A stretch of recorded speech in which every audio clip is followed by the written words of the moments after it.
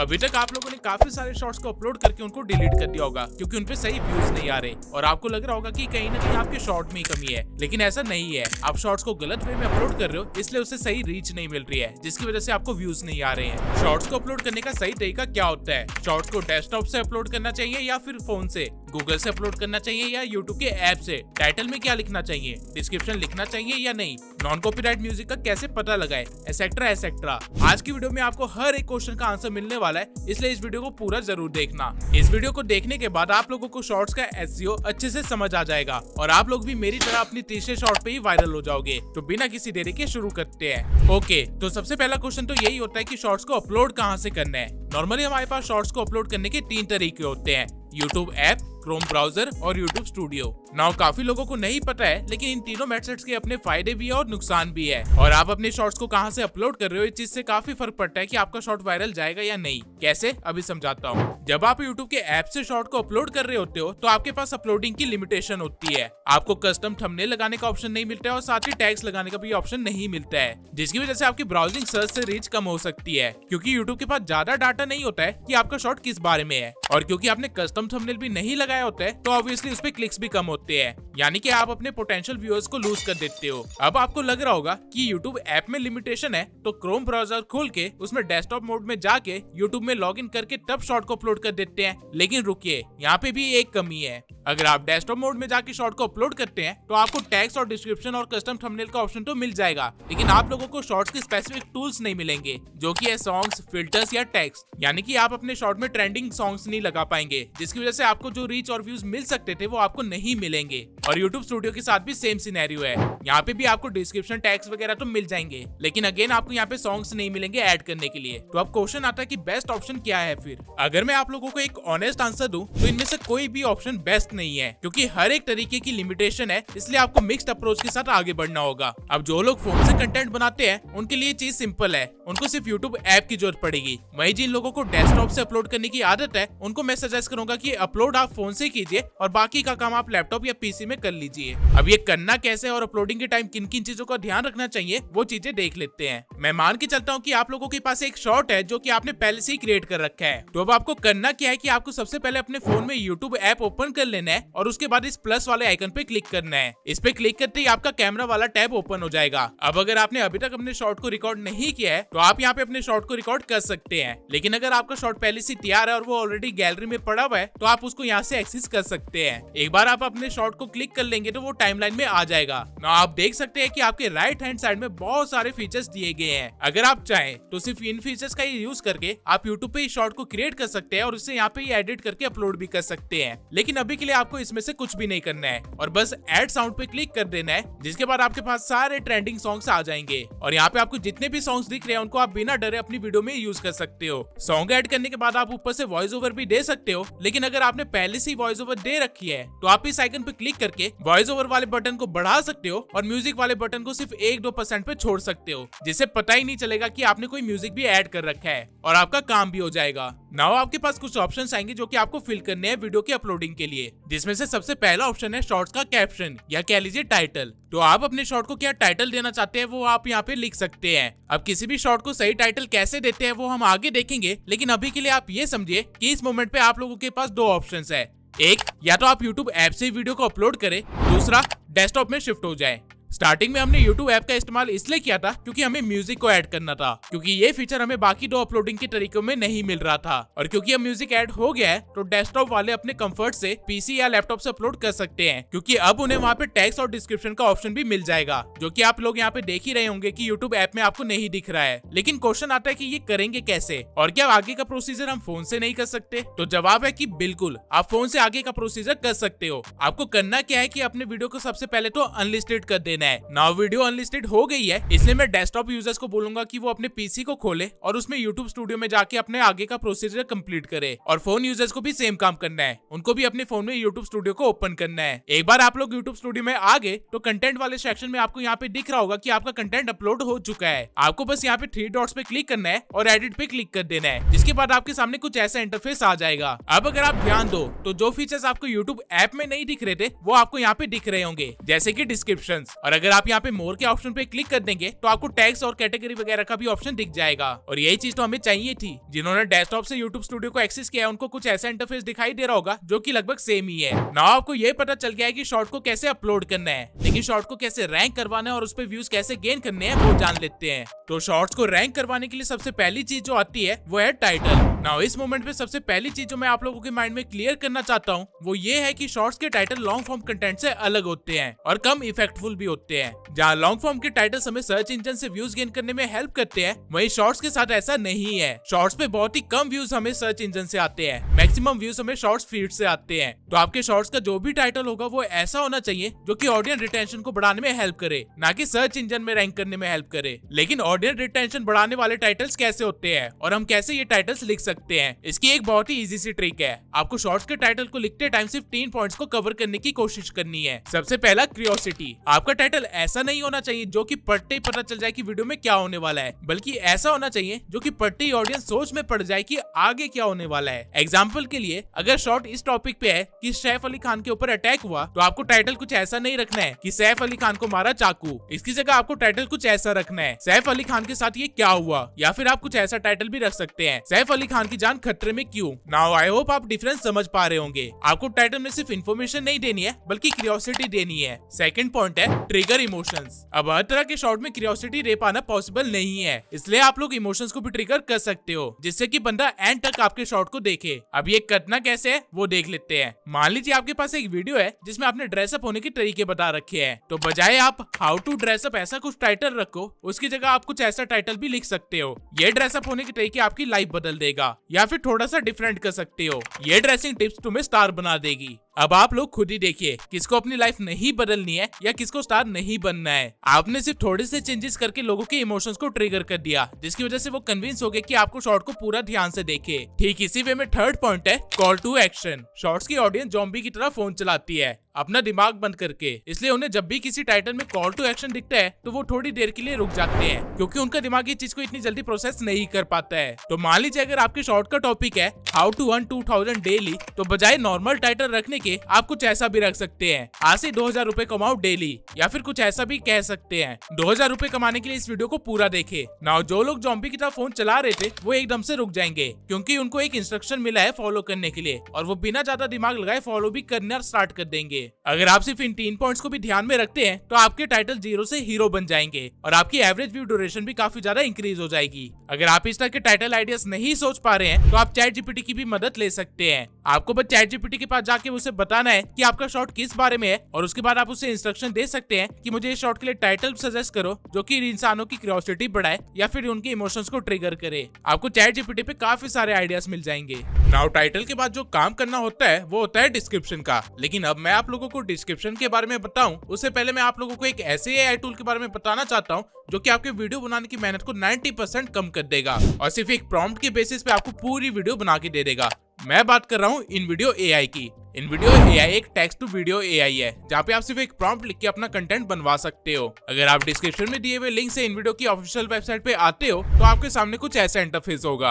अब यहाँ पे आपको जो सबसे पहली चीज इंश्योर करनी है वो ये है कि आप InVideo का वर्जन 3 इस्तेमाल कर रहे हो, जो कि इनका लेटेस्ट वर्जन है और आपको जनरेटिव मीडिया का भी एक्सेस देता है। ये जो एरिया है यहाँ पे आपको अपना प्रॉम्प्ट या टेक्स्ट लिखना होता है और आप यहाँ पे कुछ भी लिख के किसी भी टाइप की वीडियो बनवा सकते हो। इसके अलावा नीचे आपको काफी सारे वर्क फ्लोज दिख जाएंगे जिसको यूज करके आप अपना कंटेंट बनवा सकते हो। लेकिन अभी के लिए हम वापस जाएंगे और प्रॉम्प्ट वाले एरिया में एक प्रॉम्प्ट दे देंगे। मैं एक छोटी सी हॉरर वीडियो जनरेट करवाना चाहता हूँ, तो वो चीज मैं यहाँ पे लिख दूंगा। अब अगर आप लोग ध्यान दे तो मैंने इस प्रॉम्प्ट में कुछ ज्यादा डिटेल्स नहीं दी है, ना ही इसे कोई स्क्रिप्ट दी है, ना ही इसे ये बोला है कि क्या करना है। मैंने इसे सिर्फ एक स्टोरी लाइन दे दी है और ये करने के बाद मैं बस जनरेटिव वीडियो पे क्लिक कर दूंगा, जिसके बाद ये एआई मेरे इंस्ट्रक्शंस को एनालाइज करके वीडियो जनरेशन के प्रोसेस में लग जाएगा। लेकिन उससे पहले ये मेरे से थोड़े से और इन्फॉर्मेशन लेगा, लाइक वीडियो कैसी होनी चाहिए, कितने मिनट की होनी चाहिए और किस प्लेटफॉर्म के लिए बना रहे हो। एक बार आपने ये सिलेक्ट कर लिया फिर आपको बस आराम से बैठ जाना है, क्योंकि कुछ ही मिनट्स के बाद आपके सामने कुछ ऐसा रिजल्ट होगा।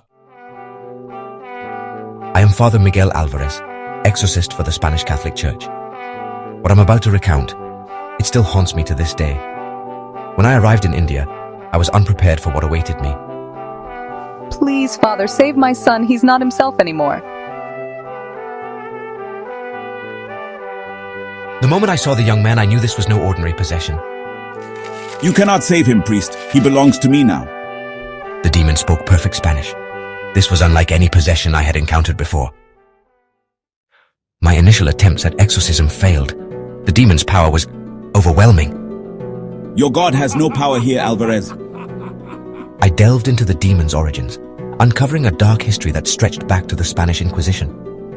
Each revelation brought me closer to understanding the evil I faced, and further from my own convictions. You think you know evil, priest? I am evil incarnate. In that moment, as the demon revealed its true form, I felt my faith waver. The room grew cold. Shadows danced on the walls. I knew the final battle had begun. I called upon every ounce of faith I had left, every prayer I had ever learned. You cannot defeat me. I am eternal. The battle that ensued, it changed me forever. In the end, we prevailed, but at what cost? The young man was freed, but I was no longer the same. Sometimes I wonder, did we truly banish the demon? Or did it simply find a new host? And in my darkest moments, I fear that new host might be me. है ना मजेदार। आप even edit के option पे click करके specifically किसी भी clip को, साउंड को, बैकग्राउंड म्यूजिक को या स्क्रिप्ट को एडिट कर सकते हो और आपकी पूरी वीडियो में उसके अकॉर्डिंग चेंजेस हो जाएंगे ऑटोमेटिकली। लेकिन आपको अगर इतनी मेहनत भी नहीं करनी है तो नीचे आपको एक कमांड बॉक्स दिया गया है जहाँ पे आप कुछ भी कमांड दोगे तो वो एग्जीक्यूट हो जाएगा। फॉर एग्जाम्पल अगर मैं कहूँ कि वॉइस ओवर को चेंज करके स्पेनिश में कन्वर्ट कर दो तो कुछ सेकंड्स बाद ही मेरे सामने ऐसा रिजल्ट मिलेगा। Soy el padre Miguel Álvarez, exorcista de la Iglesia Católica Española. Lo que estoy a punto de contar todavía me atormenta hasta el día de hoy. Cuando llegué a la India, और सिर्फ इतना ही नहीं, आप इन video में अपनी voice को clone करवा के भी वीडियो जनरेट करवा सकते हो। फॉर एग्जांपल अगर मैं इसे कहूँ कि change voice over to Parveen's voice over तो कुछ सेकंड्स के अंदर मेरे सामने ऐसा रिजल्ट आ गया। Ay, soy el padre Miguel Álvarez, exorcista de la Iglesia Católica Española. ¿Me entiendes? Lo que estoy a punto de contar todavía me atormenta hasta el día de hoy. Mae. मुझे तो Spanish बोलनी भी नहीं आती, still मैं इस language में अपनी वीडियो जनरेट करवा सकता हूँ। और जब आप अपने रिजल्ट से सेटिस्फाई हो जाए तो आप यहाँ पे क्लिक करके अपनी वीडियो को डाउनलोड भी कर सकते हैं, वो भी 1080p में। इन वीडियो ठीक इसी तरह आपको काफी सारे फीचर्स देता है, जैसे कि वॉइस क्लोन करने का फीचर, टेक्स्ट से क्लिप जनरेट करने का फीचर, इमेज जनरेशन का फीचर एंड एसेट्रा एसेट्रा। आप लिटरली में चाहे तो इन वीडियो पे मूवीज बना सकते हैं और इसके ऊपर तो मैंने एक डेडिकेटेड वीडियो पहले भी बना रखी है। और अगर आप शॉर्ट्स के चैनल पे काम कर रहे हैं तो आप खुद ही सोचिए कि आपके पास कितने अनलिमिटेड आइडियाज है जो आप यहाँ पे जनरेट करवा सकते हैं, वो भी मिनट्स के अंदर। बिना मेहनत की आपके पास शॉर्ट्स का भंडार लग जाएगा। जनरेटिव मीडिया का फायदा आपको सिर्फ $96 पर मंथ से मिल सकता है और अगर आप डिस्क्रिप्शन में दिए हुए लिंक और कूपन कोड का इस्तेमाल करते हैं तो आपको थोड़ा बहुत डिस्काउंट भी मिल जाएगा। तो अभी जाके इन वीडियो एआई पे काम करना स्टार्ट कर दीजिए। नाउ आप लोगों ने इन वीडियो से शॉर्ट्स बनाना तो सीख लिया, लेकिन अभी अपलोडिंग का काम पूरा नहीं हुआ है। अपलोडिंग में हमने टाइटल तो देख लिया था, लेकिन डिस्क्रिप्शन अभी भी बाकी है। अब काफी सारे लोग सोचते हैं कि डिस्क्रिप्शन तो दिखाई नहीं देता शॉर्ट्स में, तो यहाँ पे क्या ही लिखना है, लेकिन ऐसा नहीं करना है। डिस्क्रिप्शन एक बहुत ही इंपॉर्टेंट पार्ट होता है किसी भी शॉर्ट का। तो डिस्क्रिप्शन लिखने का एक बहुत ही सिंपल सा पैटर्न है जो कि आप हर बार फॉलो कर सकते हो।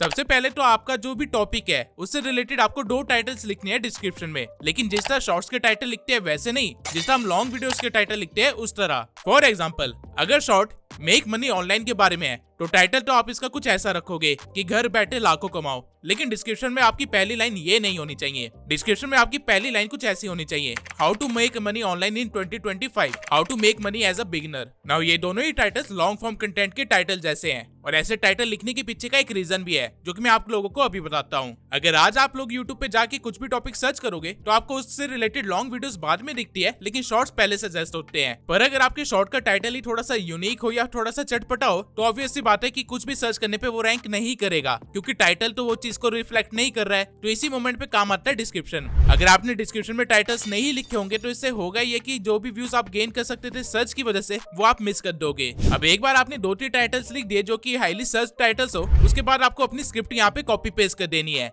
जो भी आपने अपने शॉर्ट में बोला है वो वर्ड टू वर्ड यहाँ पे आपको कॉपी पेस्ट कर देना है। अब ये करने के पीछे का रीजन ये है कि अगर आपने शॉर्ट में किसी टॉपिक के बारे में बात करी है तो ऑब्वियसली आपने उससे रिलेटेड काफी सारे कीवर्ड्स यूज किए होंगे, और अगर आप उस चीज को डिस्क्रिप्शन में डाल देते हो तो यूट्यूब भी पढ़ पाएगा कि आपने अपने शॉर्ट के अंदर क्या कहा है, जिससे आपकी वीडियो के लिए रैंक करना आसान हो जाएगा। नाउ स्क्रिप्ट कॉपी पेस्ट करने के बाद आपको वो करना है जिसके लिए डिस्क्रिप्शन बना था। आपको रिलेटेड कीवर्ड्स या सर्चेस यहाँ पे लिखने हैं। जैसा कि आप लोग देख सकते हैं कि ये शॉर्ट मूवी एक्सप्लेनेशन का था, तो मूवी एक्सप्लेनेशन नीश में जो ट्रेंडिंग कीवर्ड्स है या सर्चेस है वो मैं यहाँ पे लिख दूंगा। आपको रिलेटेड कीवर्ड्स vidIQ के थ्रू मिल जाएंगे। vidIQ में आपको बस कीवर्ड वाले सेक्शन में जाना है और जो भी आपका टॉपिक है या जिस चीज से भी रिलेटेड आपका चैनल है वो यहाँ पे लिख देना है और उससे रिलेटेड आपको यहाँ पे कीवर्ड्स दिख जाएंगे जो कि आप डायरेक्टली कॉपी पेस्ट कर सकते हो अपने डिस्क्रिप्शन में। ना आपको मेक श्योर करना है कि आप डिस्क्रिप्शन की पूरी स्पेस को कीवर्ड से न भर दे। आपको बस 10 से 12 ऐसे रिलेटेड कीवर्ड्स और सर्चेस लिखने हैं, उससे ज्यादा नहीं। ना ये करने के बाद आता है लास्ट स्टेप डिस्क्रिप्शन का, जो कि है हैशटैग। मैं पर्सनली सजेस्ट करता हूँ कि आप लोग सिर्फ 3 से 5 हैशटैग ही डाले डिस्क्रिप्शन में, उससे ज्यादा ना डाले। उन 5 हैशटैग के अंदर ये 2 हैशटैग होना बहुत ही जरूरी है। सबसे पहला हैशटैग शॉर्ट्स और दूसरा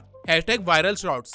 और इसके बाद बचे हुए 3 हैशटैग में आप अपनी मर्जी से कुछ भी डाल सकते हैं, लेकिन मेक श्योर कि वो चीज आपके नीश से रिलेटेड हो या फिर आपके टॉपिक से रिलेटेड हो जिसके ऊपर आपने शॉर्ट बनाया है। अगर आप इस पैटर्न को फॉलो करते हैं तो आपका डिस्क्रिप्शन परफेक्टली तैयार है शॉर्ट्स के लिए और ये चीज आपको काफी ज्यादा हेल्प करेगी रैंक करने में एसईओ के अंदर। नाउ डिस्क्रिप्शन के बाद आता है अगला फीचर जो कि है टैग्स। राइट नाउ आप लोगों के मन में क्वेश्चन आ रहा होगा कि टैग्स का क्या रोल है, सब कुछ डिस्क्रिप्शन और टाइटल में हो तो गया है। ऐसा नहीं है, यूट्यूब का कोई भी फीचर बिना मतलब का नहीं है। टैग्स भी यूट्यूब को मेटा डाटा देने का काम करता है और जो चीजें आप डिस्क्रिप्शन में नहीं लिख पाए वो चीजें आप टैग्स के अंदर लिख सकते हो। डिस्क्रिप्शन में आपने रिलेटेड टॉपिक्स एंड कीवर्ड्स लिखे थे, लेकिन टैग्स में आप स्पेसिफिक उसी शॉर्ट से रिलेटेड कीवर्ड्स यूज करते हो। फॉर एग्जांपल मान लो कि शॉर्ट है विक्की कौशल की नई मूवी के बारे में, तो आप टाइटल अपने अकॉर्डिंग लिख लोगे और डिस्क्रिप्शन भी मैंने जैसे बताया वैसे लिख लोगे। लेकिन आपको टैग्स में क्या करना है कि आपको स्पेसिफिकली विक्की कौशल और मूवी के बारे में ही लिखना है, यानी उन दोनों चीजों को स्पेसिफिक कीवर्ड्स के थ्रू दिखाना है। जैसे कि आप कुछ ऐसा लिख सकते हो, Chhaava Vicky Kaushal, Shivaji Maharaj movie, Vicky Kaushal new movie, Vicky Kaushal in Chhaava trailer,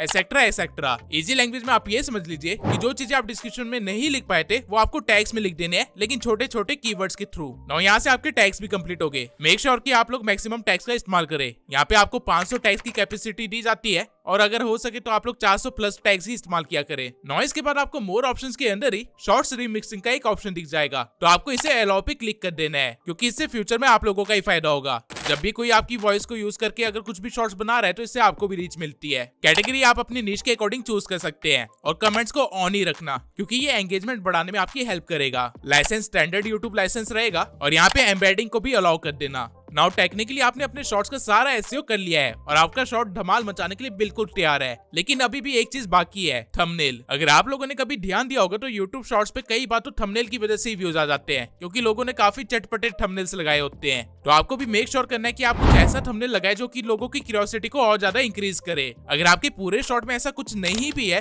तो भी आप सिर्फ 0.5 सेकंड्स के लिए एक इमेज लगा सकते हैं 9:16 में अपने शॉर्ट के अंदर और उसे एज अ थंबनेल यूज कर सकते हैं, जो कि आपकी वीडियो के स्टार्टिंग में आ सकता है या फिर आपकी वीडियो के एंड में आ सकता है। आपको उस फ्रेम को एक पूरे सेकंड के लिए भी नहीं रखना है, सिर्फ आधे सेकंड के लिए रखना है। लेकिन ये थंबनेल लगाया कैसे जाता है उस चीज को देख लेते हैं। थंबनेल को कस्टमाइज करने का ऑप्शन आपको शॉर्ट्स को अपलोड करते टाइम ही मिल जाता है। जब आप शॉर्ट्स को अपलोड कर रहे होते हो तो टॉप लेफ्ट कॉर्नर में आपको पेंसिल जैसा एक आइकन मिलेगा, जिसपे क्लिक करने के बाद आप अपने अकॉर्डिंग किसी भी फ्रेम को एज अ थंबनेल यूज कर सकते हो। ना आपके शॉर्ट्स के लिए टाइटल तैयार है, डिस्क्रिप्शन तैयार है, टैग्स भी तैयार है, आपने नॉर्मल सेटिंग्स भी कर लिया और थंबनेल भी उसका सेट हो गया है। जब आप ये सारे काम कर लो उसके बाद आपका शॉर्ट प्रॉपर्ली रेडी है पब्लिश होने के लिए। लेकिन स्टिल एक चीज रह गई है जो मैंने मेंशन नहीं करी। अगर आप लोगों ने कभी ध्यान दिया होगा तो कई सारे शॉर्ट्स पे एक ऐसे रेफरल वीडियो का ऑप्शन आता है, तो इस चीज को कहां से सेट किया जाता है इसका ऑप्शन भी आपको यहाँ पे दिख जाएगा। जब आप इस पे क्लिक करेंगे तो आपको आपके चैनल के सभी वीडियोस दिख जाएंगी और सिर्फ लॉन्ग वीडियोस ही नहीं बल्कि आपको शॉर्ट्स भी दिख जाएंगे। आप अपनी किसी भी वीडियो को यहाँ से सिलेक्ट कर सकते हैं और वो चीज एज अ रेफरल दिखेगी आपके शॉर्ट्स के अंदर। लेकिन मैं रिकमेंड करूंगा कि इस फीचर का आप इस्तेमाल सिर्फ तब करें जब आपका शॉर्ट किसी लॉन्ग वीडियो से इंस्पायर्ड हो या फिर किसी शॉर्ट का सीक्वल हो। अदरवाइज बेमतलब इस चीज को ऐड करके आप यूजर एक्सपीरियंस को थोड़ा सा खराब कर देंगे। नाउ हमने जितनी भी चीजें थी शॉर्ट से रिलेटेड वो सब यहाँ पे सेट कर दी है। इसके बाद आपको बस अपने शॉर्ट को अनलिस्टेड से या तो पब्लिक कर देना है या शेड्यूल कर देना है, जिसके बाद वो टाइमली अपने आप ही पब्लिश हो जाएगी और लोगों को दिखने लगेगी। शॉर्ट्स की एसईओ के लिए आपको जितनी चीजें चाहिए थी वो हमने अच्छे से सेट कर दी है और जैसे ही आपका शॉर्ट पब्लिश होगा आपको व्यूज भी आने लग जाएंगे। अगर आपने शॉर्ट्स को सही टॉपिक पे बनाया है तो मैंने शॉर्ट को अपलोड करने से रिलेटेड हर एक इन्फॉर्मेशन तो आपको डिटेल में बता दी है, लेकिन स्टिल लोगों को काफी सारी चीजों को लेकर कंफ्यूजन है, तो एक बार मैं उन चीजों को भी एड्रेस कर देता हूँ। सबसे पहला डाउट तो लोगों का यही है कि शॉर्ट्स को अपलोड कहाँ से करना चाहिए, कौन सा बेटर ऑप्शन होता है, क्रोम से या फिर यूट्यूब स्टूडियो से या फिर यूट्यूब के ऐप से। तो अगेन मैं कहना चाहता हूँ कि अगर आप लोगों ने वीडियो को ध्यान से देखा होगा तो आप लोग समझ गए होंगे कि ऐसा कोई भी बेस्ट ऑप्शन नहीं है। आपको या तो मिक्स स्ट्रेटेजी के साथ आगे बढ़ना पड़ेगा या फिर कुछ चीजों को मिस करना पड़ेगा। लेकिन अगर आप लोगों का डाउट ये है कि ऐप से अपलोडिंग पे ज्यादा रीच मिलती है या ब्राउजर से, तो मैं बता देता हूँ कि ऐसा कुछ भी नहीं होता। ये चीज टोटली आपके शॉर्ट पे डिपेंड करती है, आपके टॉपिक पे डिपेंड करती है।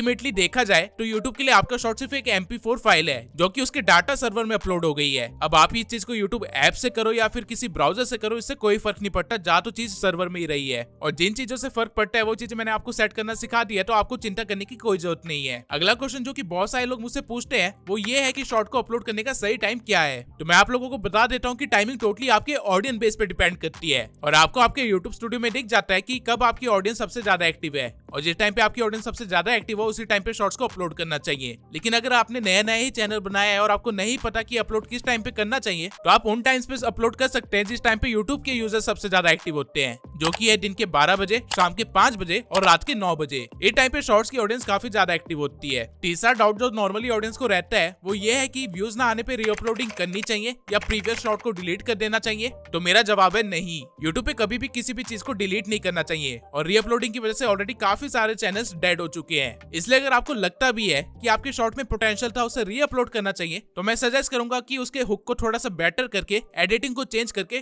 फिर रीअपलोड कर दीजिए। इससे वो एक नया शॉर्ट बन जाएगा और आपका टॉपिक भी कवर हो जाएगा। नाउ आई होप आप लोगों को शॉर्ट अपलोडिंग से रिलेटेड जितनी इन्फॉर्मेशन चाहिए थी सब मिल गई होगी। लेकिन स्टिल अगर आप लोगों का कोई डाउट है तो कमेंट सेक्शन में जरूर लिखना, मैं हर एक कमेंट का रिप्लाई जरूर करूंगा। इसके सिवाय अगर आप लोगों को नहीं पता तो मैंने रिसेंटली अपना फेस रिवील कर दिया है, तो अगर आप लोगों ने वो वीडियो नहीं देखी है तो अभी जाके जल्दी से देख लीजिए और उसे एंड मोमेंट तक जरूर देखना, क्योंकि असली ट्विस्ट एंड में ही है। मिलते हैं अगली वीडियो में।